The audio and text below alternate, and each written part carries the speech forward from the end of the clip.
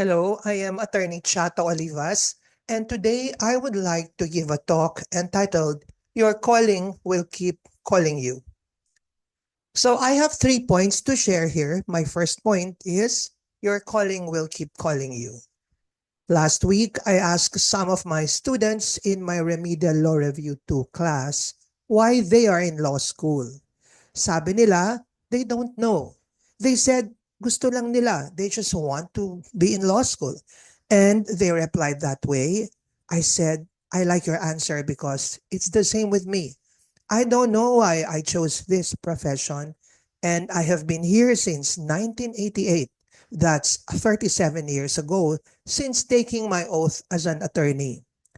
And if we include my law school days, which started in 1982, that's 43 years ago. That's more than 4 decades.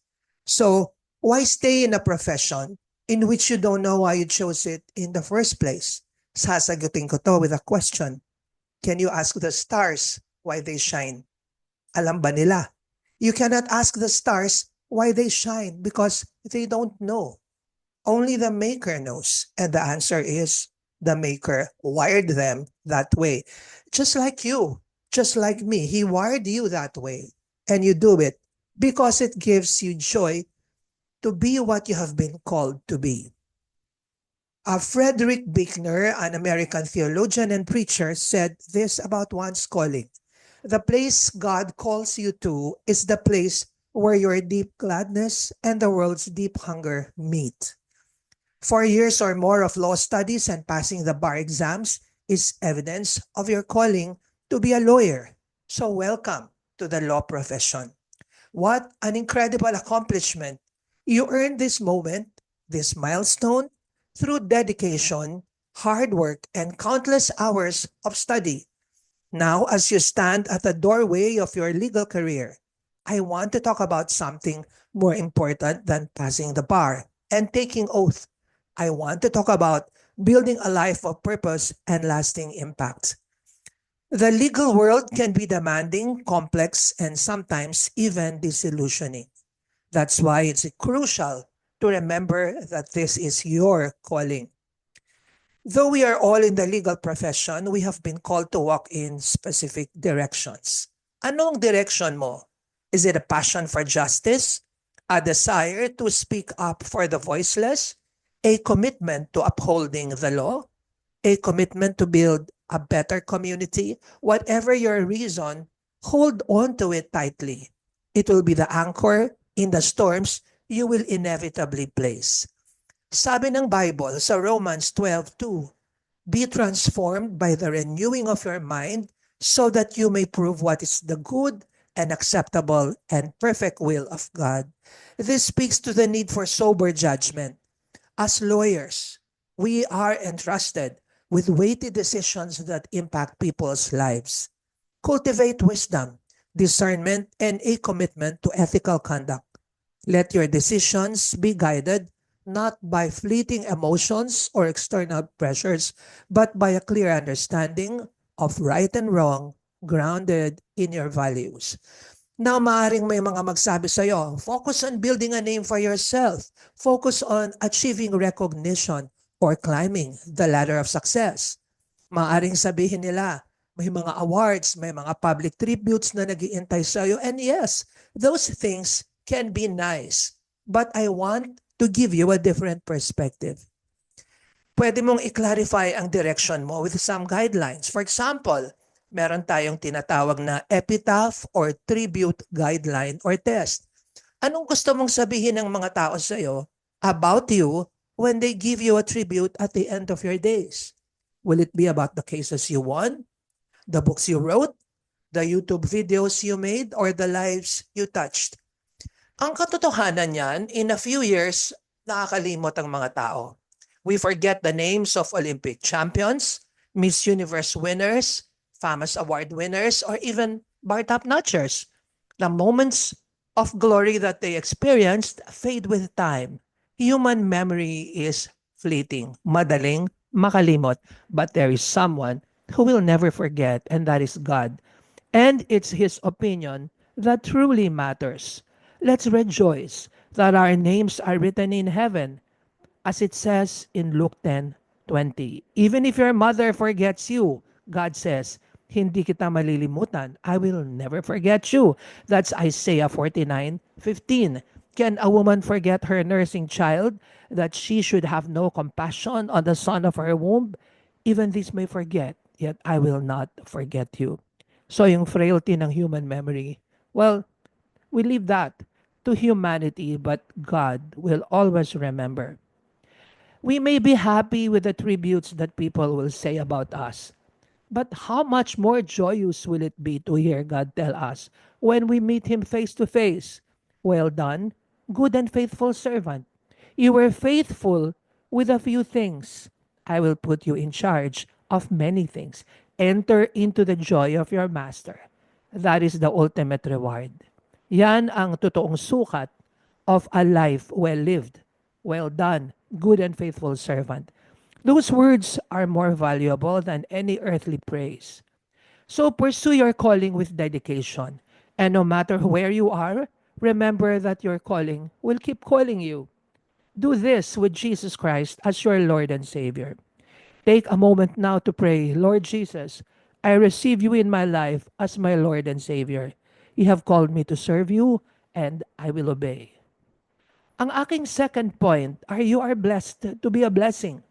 As you embark on this new chapter, it's easy to get caught up in the details. Billable hours, complex legal arguments, the pressure to succeed. These are important, yes, but there is something even more fundamental.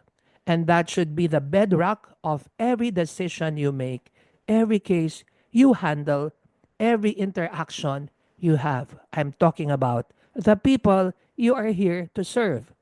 You are not just lawyers, you're advocates, you're counselors.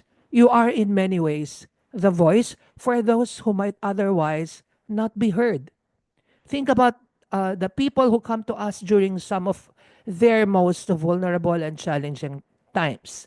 They've been injured, nasaktan sila, they're facing criminal accusations, their families are in turmoil, they're seeking someone who will fight for them.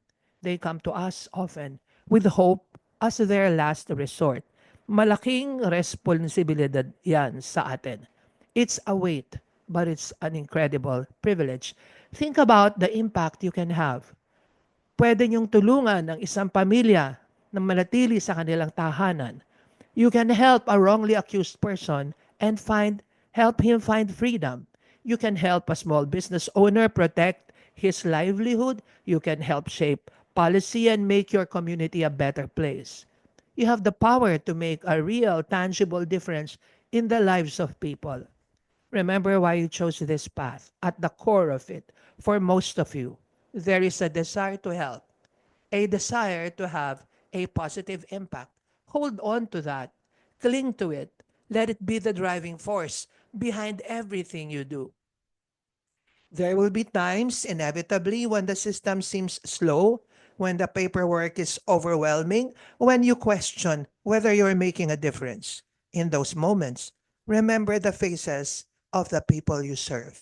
Remember their stories. Remember the trust that they have placed upon you. Let your light shine before others that they may see your good works and glorify your Father in heaven.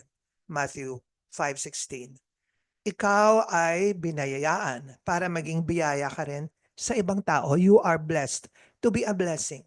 You have been given a unique set of skills and knowledge, and you have a duty to use them wisely and compassionately. This isn't just a job, it's a calling. You are responsible to be a good steward of your calling. Don't just practice law, live it.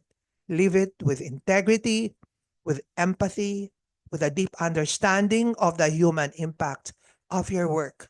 Be the lawyer you would want to represent you, your family, and your friends. Maaring maging demanding ang legal profession, but it can also be incredibly rewarding. And the greatest rewards won't come from the size of your paycheck or the design of your office. They will come from knowing that you've used your skills to make a positive difference in the life of a person.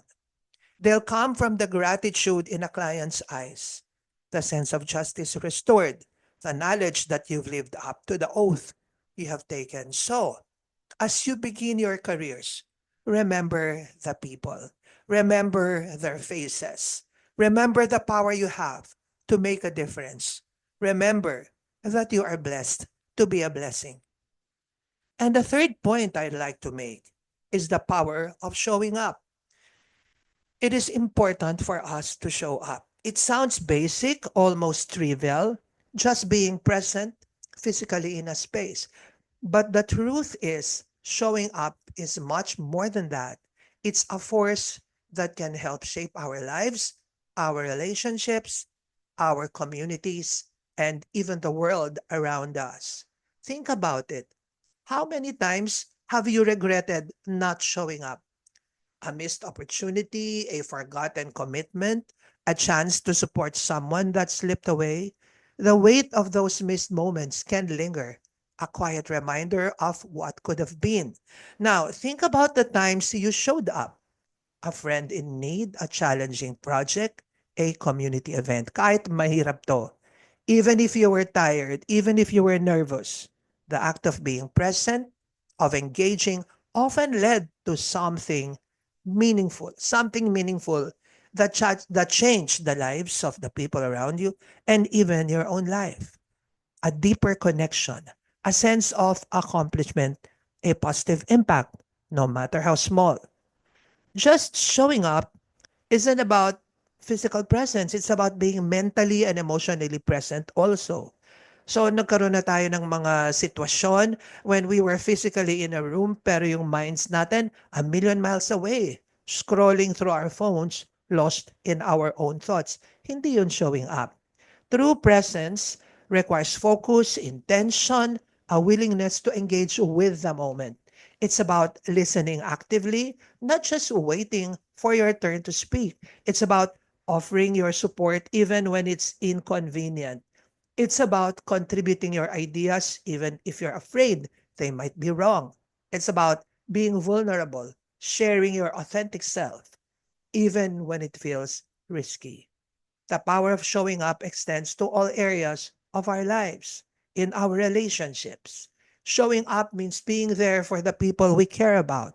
It means celebrating their successes, supporting them through their struggles. It means listening to them, understanding their perspectives, and offering our presence without judgment. It can also change our careers. Showing up means being prepared, engaged, and committed to our work. It means taking initiative, seeking out challenges, and contributing our unique skills and talents. It means going the extra mile, not just because we have to, but because we genuinely care about the work we do. It also can make a difference in our communities. It means getting involved, volunteering our time, contributing to something bigger than ourselves. It means using our voices to advocate for what we believe in and working together to create a better world. And showing up will also make a difference for ourselves. Most importantly, it means prioritizing our physical and mental health, setting boundaries, honoring our own needs. It means being kind to ourselves, celebrating our successes, learning from our mistakes. It means pursuing our passions, even when it feels daunting. It means refusing to give up on our dreams. Showing up isn't always easy. Sometimes we feel overwhelmed, exhausted, simply unmotivated. But it's in those moments when we least feel like showing up that we can make the biggest difference. It's in those moments that we demonstrate our resilience, commitment, our belief in ourselves and others. And so today I challenge you to look for opportunities to show up in big and small ways. Be present, be engaged, be authentic. You may be surprised by the impact you have not only on others, but also on yourself. The world needs your presence, your passion, and your unique contribution. Show up and see what happens. How many times have we heard of stories of cases won or lost on a single piece of evidence, a single well-crafted argument? How many times has a client's life been changed by a lawyer's unwavering dedication? Etong mga victories na to, big or small, are often the result of someone showing up, someone going the extra mile, someone refusing to give up. So in the legal profession, this can take many forms. Kasama dito yung preparing for trials, spending hours researching case law, tirelessly advocating for a client's rights. It can be mentoring a junior associate, offering pro bono services to those in need, or simply listening to a client's concerns. Pero tandaan natin, we must also show up for ourselves, prioritize our well-being, set boundaries, seek support when we need it. Showing up for ourselves means recognizing our own limits, celebrating our successes, and learning from our mistakes. Remember the lessons you learned in law school. Remember the challenges you overcame, the friendships you forged, and the passion that brought you here today. And most importantly, remember the power of showing up. Show up for your clients. Show up for your colleagues. Show up for justice. Show up for yourselves. The law is a powerful tool. It can be used to protect the vulnerable, to right wrongs, to create a more just and equitable society. As lawyers, we have a unique opportunity to make a difference in the world. But that opportunity can be realized if we show up, ready to serve, ready to advocate, and ready to make a positive impact. Your passing the bar and taking your oath is an open door that no one can shut. And the Bible says, "Behold, I have set before you an open door which no one is able to shut." Revelations 3:8. So go out there and do justice, love kindness, and walk humbly with God. Go out there and show up. The world is waiting for you.